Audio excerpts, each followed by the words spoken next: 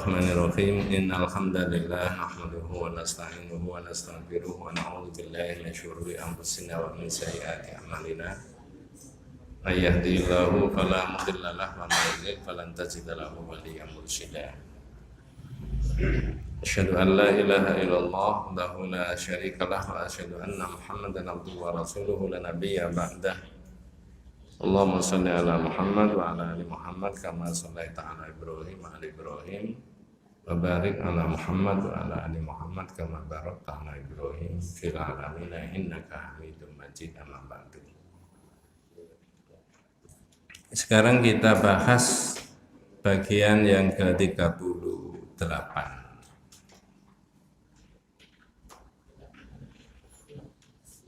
Judulnya adalah Al-Quran lil Ahyai la lil Amwat.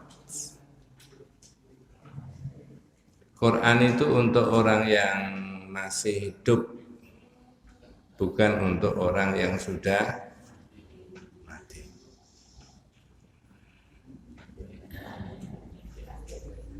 Sebenarnya judulnya sederhana, gampang dipahami. Tapi nyatanya masyarakat masih memakai bagian dari Quran itu untuk orang yang sudah meninggal. Seperti biasanya di dalam kitab ini panjenengan dan saya diaturi dalil dulu, dipakai dalil. Yang ditulis adalah surat Shad ayat 29. A'udzu billahi minasyaitonir rajim. Bismillahirrahmanirrahim. Kitabun anzalnahu ilaika mubarak liyadabbaru ayatihi waliyatadzakkara ulul albab. Surat Shad ayat 29. Surat Shad itu surat 38 ya, 38. Kitab yang kami turunkan kepada Muhammad itu mubarak, ada banyak keberkahannya, agar mereka mengambil pelajaran dari ayat-ayatnya dan orang yang berpikir bisa ingat dan bisa mengambil pelajaran dari makna dari Al-Quran itu. Surat 38 ayat 29. Oh, kalau begitu di dalam Al-Quran itu ada berkahnya, ada keberkahannya. Jawabannya ya. Berarti yang ada barokahnya yang mana? Jawabannya mulai Al-Fatihah sampai An-Nas. Nah, barokahnya Al-Quran itu sudah dibahas zaman dulu adalah barokah itu maknanya kathratul khair wa thubutuhu. Banyaknya kebaikan, kebaikan itu mengalir terus, itu namanya barokah. Kathratul khair, banyaknya kebaikan, wa thubutuhu, dan mengalir terus, itu namanya barokah. Lalu Al-Quran ada barokahnya, apa maknanya? Kalau ngambil di tafsir, maknanya adalah hadzal kitabun nafi' linnas. Kitab itu bermanfaat buat manusia. Manfaatnya kitab beda enggak dengan manfaatnya air? Sama-sama disebut manfaatnya, tapi pengeterapannya, penggunaannya kan beda toh. Kalau Al-Quran diapakan? Nah, kalau air, nah itu macam-macam kebutuhannya manusia tentang air itu. Jadi kalau hadzal kitabun nafi'un linnas, kitab itu bermanfaat buat manusia, manfaatnya kitab itu adalah dibaca, dimengerti, dan diamalkan. Al-mursyid lahum, petunjuk buat manusia, li sa'adatihim, untuk kebahagiaan mereka. Jadi supaya orang dapat kebaikan di dunia, maka dia berpedoman pada Al-Quran supaya dapat keberkahannya. Oh, kalau begitu yang butuh Quran adalah yang masih hidup. Jawabannya Iya, wong tadi disebutkan begitu kok. Sehingga kalau ada orang ngomong barokahnya Fatihah itu betul, Pak. Bi barokatil Fatihah, bener nggak, Pak? Sampai naik enggak fasih ngomong.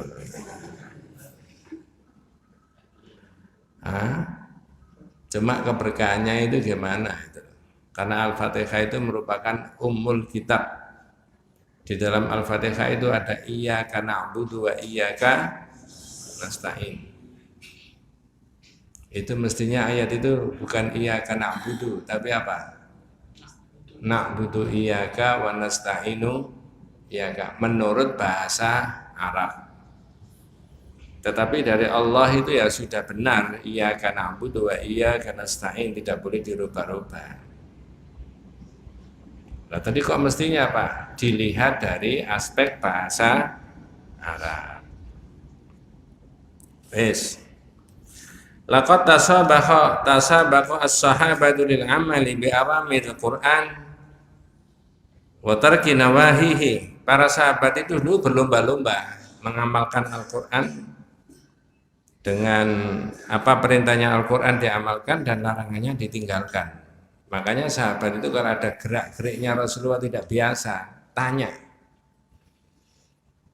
Jadi misalkan ada Rasulullah kok berseri-seri, ditanya. Ada Rasulullah kok nangis, ditanya.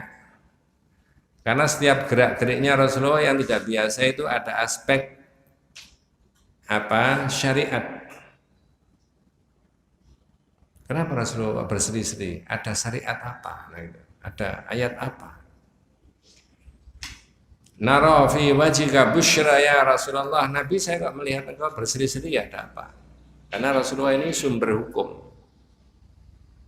Kalau kita bukan sumber hukum. Sumber kata presiden sendiri itu bukan sumber hukum, Pak. Sumber wis enggak usah diterusno. Pengajian tambah oleh ganjaran tambah dosa.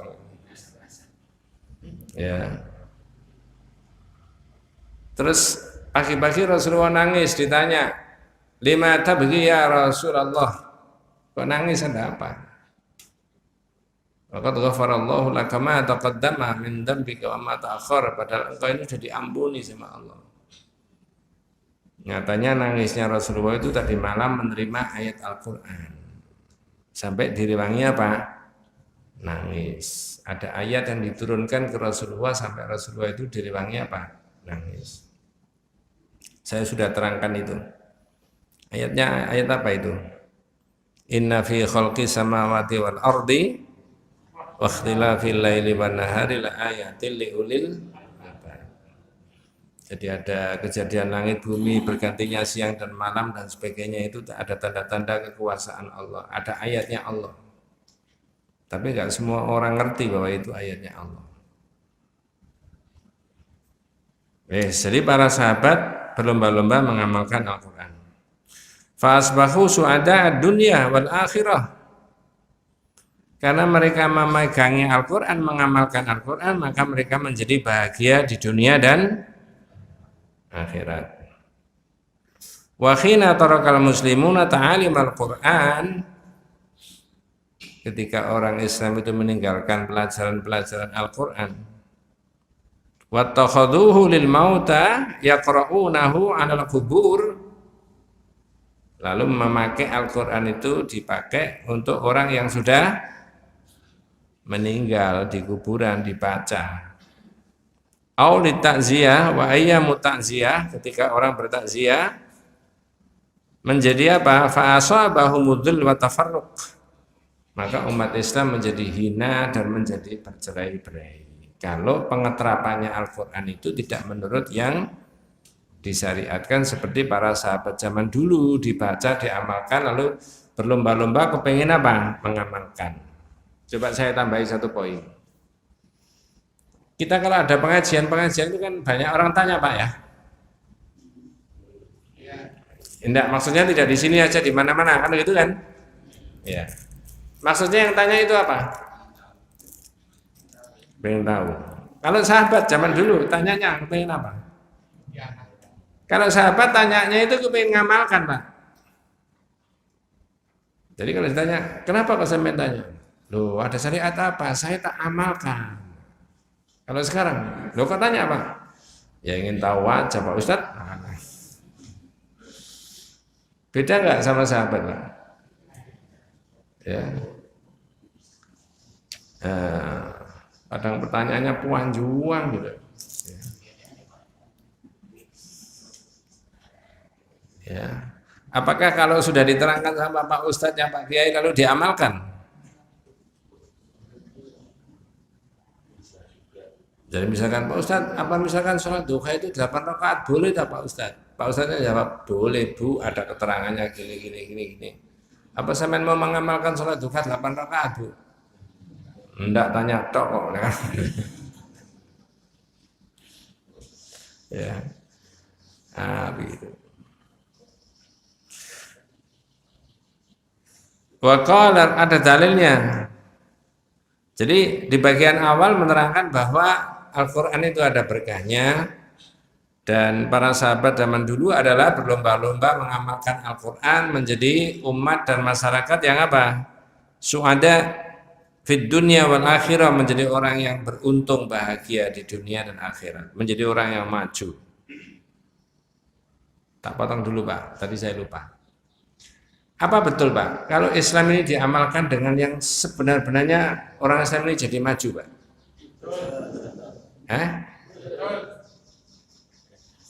Sampeyan kok iso ngarani ngono ya? Berarti kalau umat Islam tidak maju karena umat Islam apa?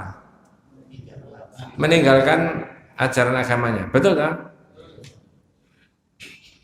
Tahun 80-an itu ada buku kitab yang ditulis oleh Syekh Arsalan.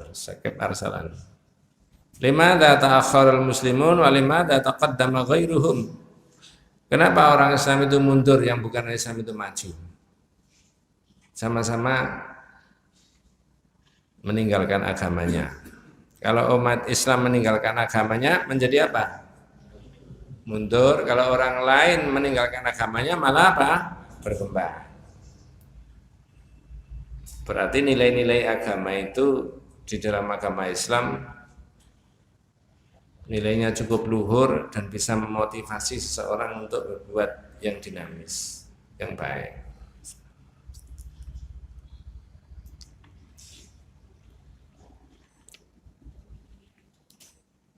Saya beri contoh aja, enteng-entengan.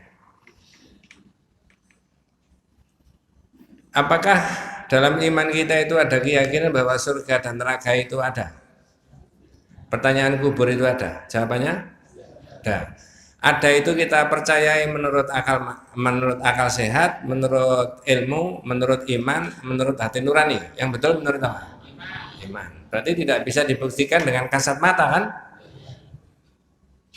Tidak bisa dibuktikan dengan kasat mata. Dasarnya pakai Quran dan hadis. Oh, kalau begitu dengan keyakinan bahwa surga dan neraka itu ada, pertanyaan kubur itu ada. Kalau itu saja diamalkan, maka orang tidak berani bohong. Ya kok wani Pak, aku goro Pak. Kenapa? Lah besok kalau saya ditanya, ayo. Angkanya 117 kok sampai tulis 17 tok ayo. Ini enggak ngerasani Pak misalkan. Gak apa-apa kalau saya ngeruh. Iya tapi nanti kalau saya ditanya di akhirat gimana? Enggak, seterusnya 117. Loh, nanti lah menang, gak apa-apa menang. Misalkan begitu Pak ya. Orang jadi nggak berani. Berarti kalau dalam konteks NKRI mulai dari Sabang sampai Merauke ya tetap 117 ditulis berapa? 117, ada ditulis 17. Nah, misalkan begitu. Kalau itu berarti melahirkan orang yang jujur nggak Pak? Jujur. Kapan kira-kira begitu Pak?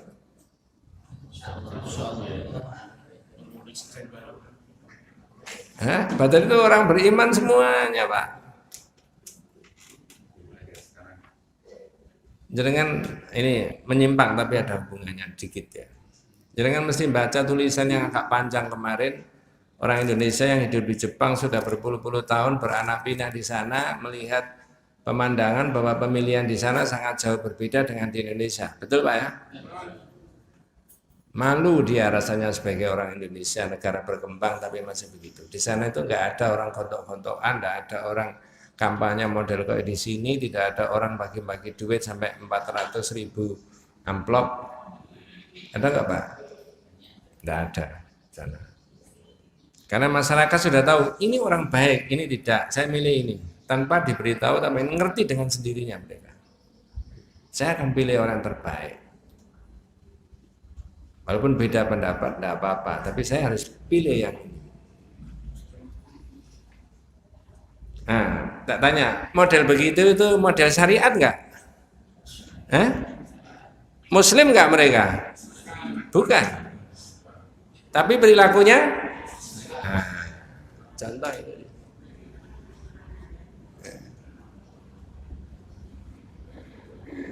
Itu contohnya di situ.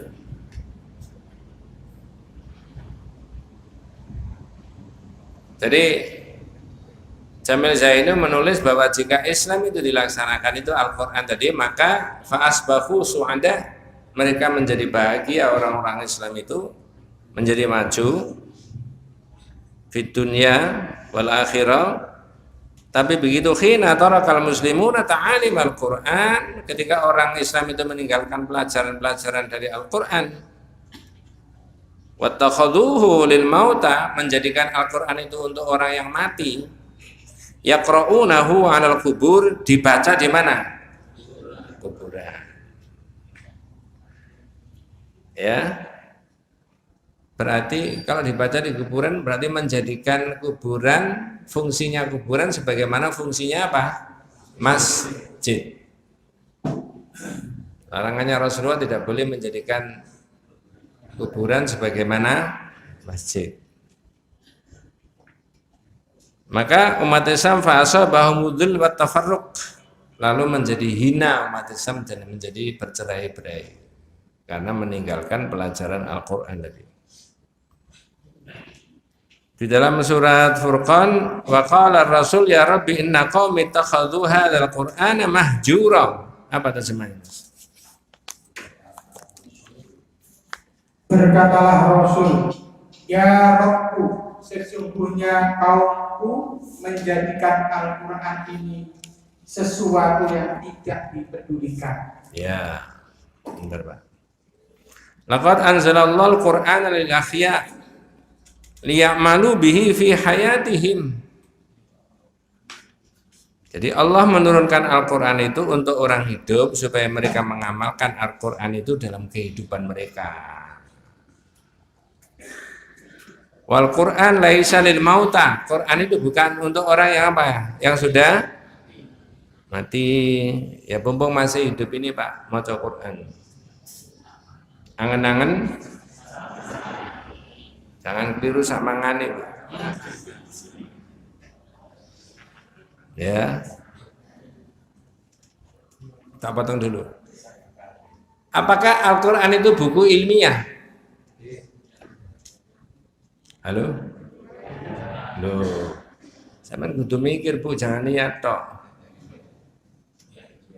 Kalau buku ilmiah katanya orang-orang yang sekolah itu, katanya Pak Rom dan sebagainya, berarti hasil penelitian, hasil riset, hasil studi berpuluh-puluh tahun ditulis, dijadikan buku. Itu namanya karya ilmiah. Apakah Al-Quran begitu? Enggak. Kalau saya rubah bahasanya, apakah Al-Quran itu apa namanya tadi yang awal adalah bukan buku ilmiah, bukan. Tapi apakah di atas Quran itu bisa dikembangkan teori-teori ilmu pengetahuan? Itu yang harus panjenengan kembangkan. Di atas Al-Quran itu dikembangkan teori-teori ilmu pengetahuan. Syekh Jamil Zaini sudah menulis begini, mestinya pendidikan nasional itu dirubah. Adik-adik dan anak-anak kita diberi pengertian tentang Quran dulu, baru dikembangkan. Ya, ini belum populer pikiran itu Pak. Jadi dasarnya dulu. Diyakinkan dulu. Karena dasar yang ada di Quran tadi tidak akan berubah. Jangan teorinya dulu. Kalau teorinya dulu bisa salah. Saya beri perbandingan. Kapan hari saya diundang di SMA Muhammadiyah Gresik, tapi acaranya di Prigen.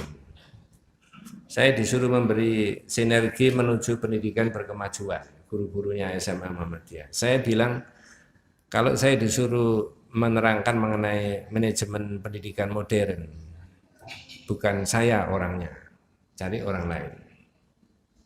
Karena saya sudah lama meninggalkan sekolah, tidak ngurusi sekolah. Kalau sampean setuju, saya beri tauhid saja. Dari dasar tauhid tadi ditarik prinsip-prinsip, ya. Lalu dari prinsip-prinsip itu kemudian kita ramu bersama-sama untuk dikembangkan. Inilah model pendidikan berkemajuan. Bisa membedakan, Pak? Jadi sekadang ngomong ngono ae.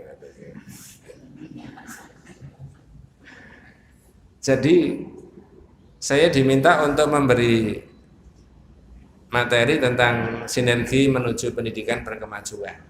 Tapi kalau saya pakai teorinya orang-orang asing-asing yang tidak kenal-kenal itu, ngambil di Google, khawatir keliru. Bagaimana kalau saya beri tauhid saja, dari prinsip-prinsip tauhid ditarik, diramu sendiri, dikembangkan menjadi inilah model sinergi untuk menuju pendidikan berkemajuan. Berarti yang dikuatkan dulu apanya?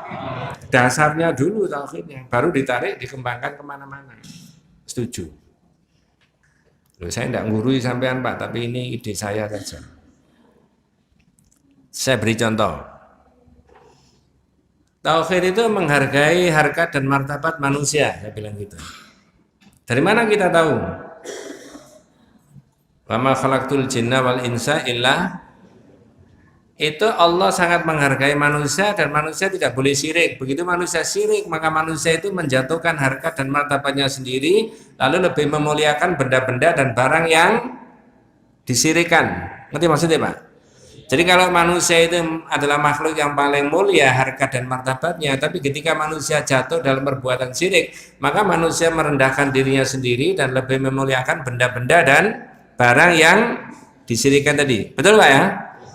Lalu saya bilang, kalau begitu kembali ke tauhid, Allah itu sangat menghargai manusia dan jangan boleh orang berbuat kesyirikan. Sampean sebagai guru di lingkungan sekolah SMA Muhammadiyah itu, maka kembangkan, hargai harkat dan martabatnya anak-anak didik itu semuanya. Apapun mereka, apapun dia latar belakangnya, apapun status sosialnya, sama harus ditinggikan. Ada potensi-potensi yang Allah sudah berikan. Nah itu contohnya. Ya, banyak Pak ya. Jadi mestinya Quran dulu dikuatkan. Makanya sekarang banyak perguruan tinggi kayak UNER, ITS, Gama, Brawijaya. Itu kalau ada anak-anak yang hafal Quran, diberi gratis nggak Pak masuknya Pak? Iya.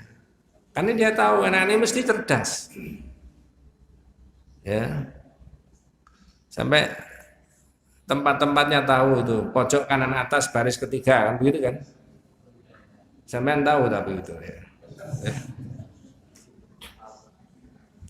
Ya. Paling tahu surat yang terakhir dalam Al-Quran, yang paling atas sendiri, Qul a'udzu birabbin nas, kan begitu ya? Wes. Jadi Allah menurunkan Al-Quran itu lil ahya. Wal Quran laisa lil mauta wa qad inqata amaluhum falam yastati'u qira'atahu wal amal bihi. Dan Al-Quran itu bukan untuk orang yang mati, karena orang mati itu sudah putus amalnya, tidak bisa membaca apa? Quran. Ya. Walas yasilu thawaba qira'atihi lahum illa minal walad li'annahu min sa'i abihi. Sampai baca Mas, monggo. Terjemahan ini Pak yang rada krusial. Jadi Al-Quran bukan untuk orang mati. Nggih. Mereka telah putus segala amalannya. Tak potong dulu. Apa betul Pak orang mati itu sudah putus amalnya? Ya. Betul toh? Apakah kemudian orang yang mati itu masih dapat kontribusi pahala tambahan? Dari mana? Berapa unsur? Untung tidak ada capres yang nomor 3. Sudah selesai kan? Tapi sampai ini kita susah ya kita sampai.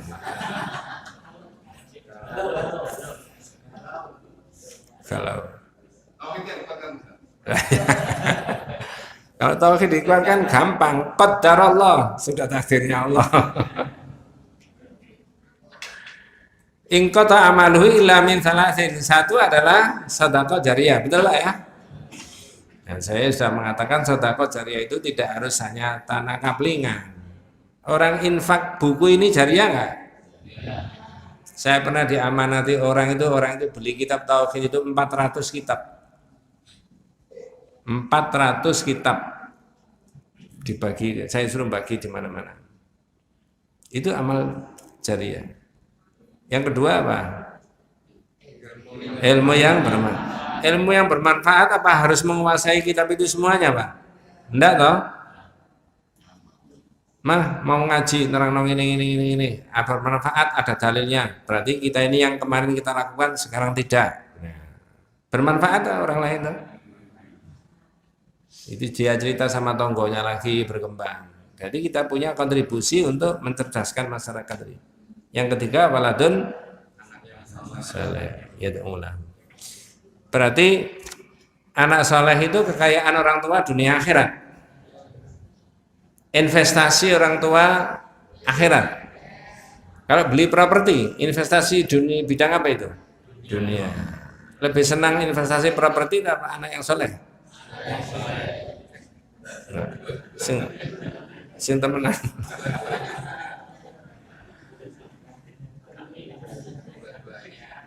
Coba saya selipkan sedikit, Pak.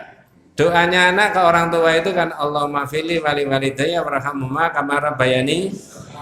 Apa maknanya? Ya Allah, ampunilah aku dan berikutnya ya itu kan anak-anak TK.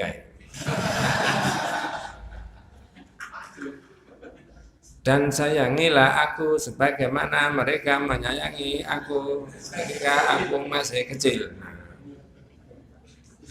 Jadi putranya panjenengan dan anak saya itu berdoa kepada Allah, ya Allah ampunilah saya dan orang tua saya. Berarti tentang ampunan dia minta untuk dirinya sendiri dan orang tuanya, betul Pak ya?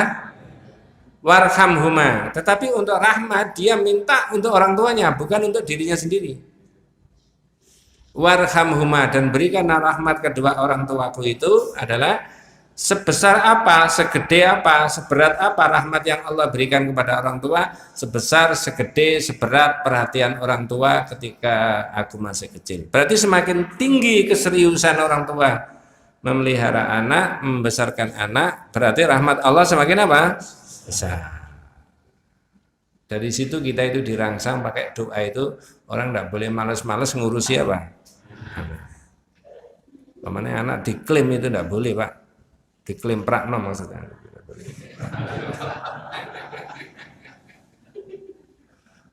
Ya. Lanjut Mas, terjemahnya tadi. Sudah putus amalnya, falam yastati qira'atahu wal amal bihi, tidak bisa membaca Quran dan tidak bisa mengamalkan Al-Quran karena mereka sudah selesai amalnya.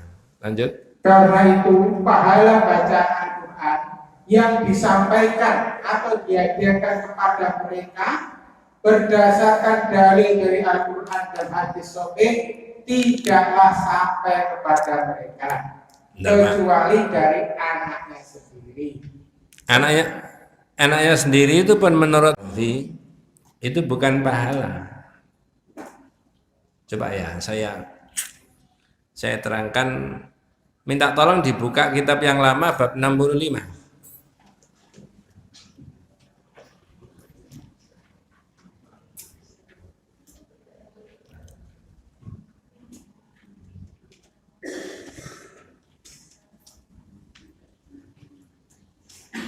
Ada terjemahnya.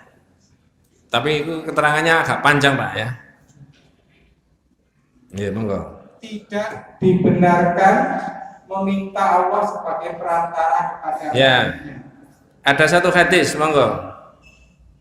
Diriwayatkan dari Jubair bin Mut'im Mut'im ya, terus bahwa ada seorang badui datang kepada Nabi Shallallahu Alaihi Wasallam seraya berkata, Ja'a A'rabiyun ila Nabi sallallahu alaihi wasallam faqala. Terus Ya Rasulullah, ya Rasulullah, orang-orang kehabisan tenaga, ya nuhikatil anfus anak istri kelaparan, wajah al-iyal dan harta benda musnah. wa halakatil amwal. Mengapa orang itu menyampaikan 3 hal kepada Rasulullah? Karena musim panas berkepanjangan, musim paceklik, tidak ada hujan. Maka keadaan menjadi 3 tadi. Banyak yang sudah lapar, banyak orang sudah capek, harta benda sudah banyak yang rusak. Apa yang dia minta ke Rasulullah? Perhatikan Pak. Poin yang pertama dengan poin yang kedua beda. Ini rada mikir tapi enteng-entengan, monggo. Maka mintalah siraman hujan untuk kami kepada Tuhanmu. Yes. Apa maksudnya Pak? Orang ini datang ke Rasulullah terus minta ke Rasulullah seperti itu tadi. Maksudnya gimana? Maka mintalah silaman hujan kepada Rabbmu. Fastasqilana rabbaka ya Rasulullah. Maksudnya apa? Orang itu minta kepada Rasulullah supaya Rasulullah berdoa kepada Allah agar Allah berkenan menurunkan hujan. Tak tanya, boleh nggak cara begitu? Boleh. Boleh Pak ya? Boleh. Jadi orang lain minta kepada orang lain supaya orang lain berdoa kepada Allah. Lanjut, perhatikan apa bedanya itu tadi dengan yang kedua. Yang berikutnya ini. Sungguh kami meminta Allah sebagai perantara kepadamu. Yes, benar. Apa bedanya dengan yang pertama tadi Pak? Kalau yang pertama tadi yang dipakai perantara siapa? Yang kedua? Berarti dari orang ke orang lain perantaranya lewat siapa? Allah. Yang kedua, ngerti maksudnya Pak? Ini kalau nggak ngerti nggak bisa dilanjut Pak. Yang kedua ini yang dipakai perantara siapa? Allah. Yang pertama tadi yang dipakai perantara artinya minta kepada Rasul supaya Rasul berdoa. Yang kedua yang dipakai perantara antara manusia dengan manusia adalah Allah. Tak kasih contoh baru paham. Orang ini maca Al-Fatihah dapat pahala. Pahalanya di orang yang baca toh? Bapaknya sudah mati tidak ikut baca toh? Nah, lalu disampaikan ke sana. Lewat siapa? Nah, itu maksudnya. Bes, sampai ngerti gak ngerti yang ngono iku, Pak. Yang ketiga, monggo. Dan kami memintamu sebagai perantara kepada Allah. Nah, padahal dengan yang pertama tadi, ketika orang itu menyampaikan 3 poin tadi, Allah sebagai perantara salah satunya, Rasulullah ini marah, duka bahasa Jawanya. Apa kata-katanya Rasulullah? Ketika itu bersabdalah Nabi Shallallahu Alaihi Wasallam. Nggih. Subhanallah, Subhanallah. Nggih. Beliau pun tetap bertasbih sampai tampak pada raut muka para sahabat perasaan takut karena kemarahan. Jadi Rasulullah subhanallah, subhanallah, subhanallah terus begitu. Ya. Hatta urifa dzalika fi wujuhi ashabihi, sampai wajahnya Rasulullah itu agak marah begitu, para sahabat itu takut. Ada apa Rasulullah tidak biasa begitu? Nabi itu kalau duka, kalau marah kan subhanallah, subhanallah, subhanallah. Orang itu dimarahi sama Rasulullah. Apa kata-katanya? Kemudian beliau bersabda, kasihanilah dirimu. Waihaka. Terus? Takutkah kamu? Tahukah kamu siapa Allah itu? Ada dari Allah. Pak, sampean tahu tak? Allah itu siapa? Terus? Sungguh kedudukan Allah jauh lebih agung daripada yang demikian itu. Inna sya'nallahi a'zamu min dzalik. Sungguh kedudukan Allah itu lebih agung daripada yang demikian, sampai ucapkan itu tadi. Terus Sesungguhnya tidak dibenarkan Allah dimintai sebagai perantara kepada siapapun dari makhluknya. Ya. Innahu la yustasfa'u billah ala ahadin min khalqihi. Tidak dibenarkan Allah sebagai gini Pak. Kalau ada anak ini mohon kepada Allah, minta kepada Allah, mendoakan orang tuanya, ini namanya ta'zim. Orang ini mengagungkan Allah. Ya Allah, bapak saya sudah meninggal. Ya Allah, ibu saya meninggal dulu tidak sempat ngaji begini. Kalau ada kesalahan berikan maaf. Ya, masukkan dalam surgamu. Ya, jauhkan dari azabmu. Boleh Pak? Allah merasa diagungkan. Tetapi yang Rasulullah sampai marah tadi, ya Allah, saya tadi sudah membaca Al-Fatihah. Dijawab sama Allah, saya tahu mas, dapat pahala ya Allah, sudah tak siapkan. Tapi pahalanya tidak saya ambil ya Allah. Buat apa kamu pahala nggak diambil? Mau tak berikan orang tua. Lewat siapa? Minta tolong engkau ya Allah, kan begitu ya? Ya. Apa saya ini kurirmu? Inilah sehingga Rasulullah tadi apa? Marah. Tidak dibenarkan Allah dipakai sebagai perantara. Jadi kalau panjenengan ngaji baca ayat Al-Quran bendino sampai khatam, itu pahala di panjenengan. Dengan kesolehannya panjenengan ngaji itu, jadi lalu berdoalah kepada siapa? Allah. Tunjukkan kesolehannya dulu, lalu berdoa. Jangan dikhatamkan separuh, pahalanya takpek, separuh enggak. Ya Allah, saya tadi baca Al-Quran sudah khatam. Saya bagi 3 ya Allah. Loh kok jaga ya mas? Yang satu untuk saya, yang satu untuk ibu saya, sepertiga lagi untuk bapak saya. Karena orang itu tidak bisa memberikan pahala sendiri kepada mereka, tapi minta tolong siapa? Itu dalam akidah tauhid beda dengan Allah itu dimintai. Kalau Allah dimintai merasa takzim, diagungkan. Tapi kalau Allah sebagai perantara, itu dia. Ya, kata Rasulullah tadi, subhanallah, subhanallah dan seterusnya. Pikiran itu panjenengan cocok dengan yang di kitab sekarang. Halaman 183. Ya.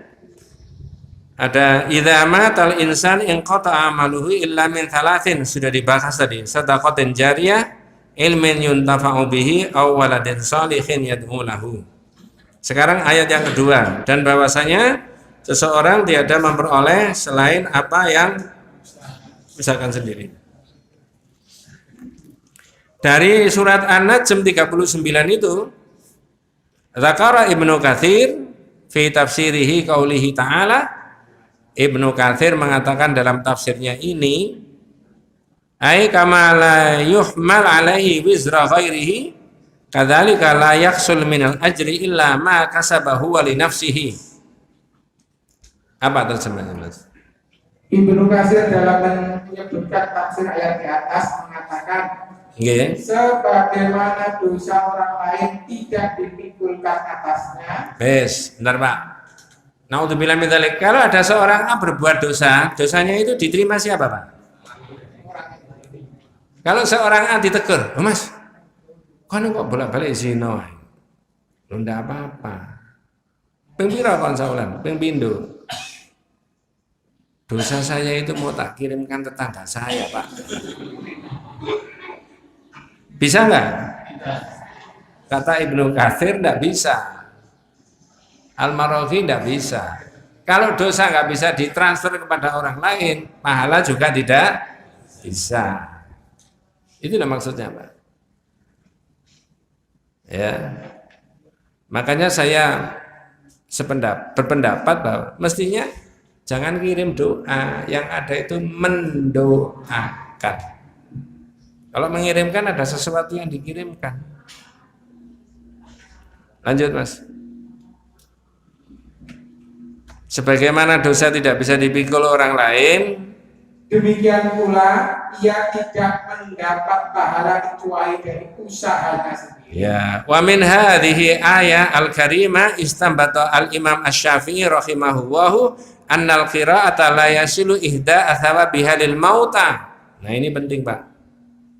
Dari ayat yang mulia itu Imam As-Syafi'i kemudian mengambil kesimpulan bahwa Al-Quran tidak sampai pahalanya jika dihadiahkan kepada orang mati. Nah, itu menurut Imam.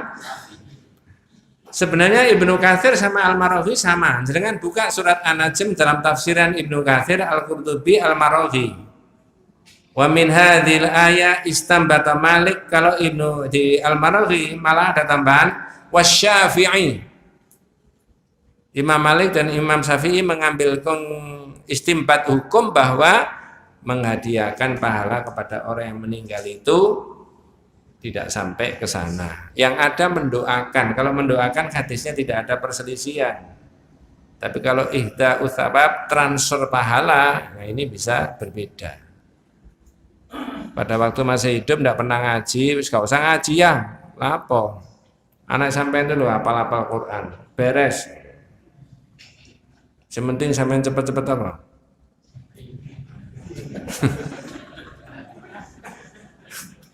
Nanti tak kirimi. Tidak begitu, Pak. Ya, dalam akidah tauhid. Ya.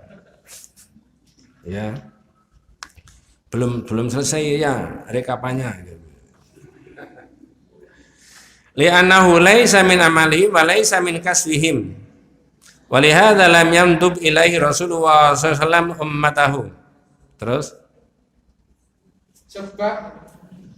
sebab pahala itu tidak dari amal usaha mereka sendiri. Karena itu Rasulullah SAW tidak mengajarkan hal tersebut kepada umatnya. Wala khathahum alaihi wala arsyadahum ilaihi binassin wala ima'in.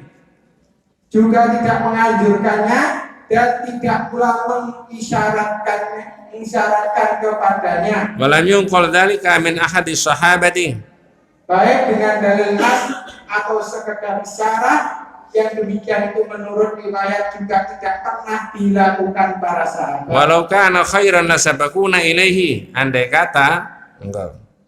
Seandainya hal itu merupakan suatu amal kebaikan, tentu mereka akan lebih dahulu mengamalkannya daripada kita. Wal qurbatu yuktasaru fihi 'ala nusus wala yudarrasu fihi bi anwa'il aqimah wal ara.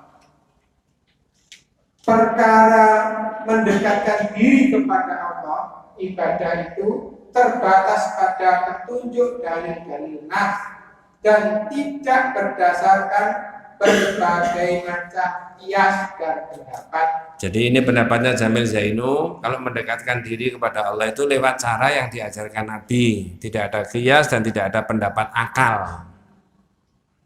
Loh, aku kirim duit iso kok mosok kirim pahala gak iso. Itu akal namanya, itu begitu tuh. Iya.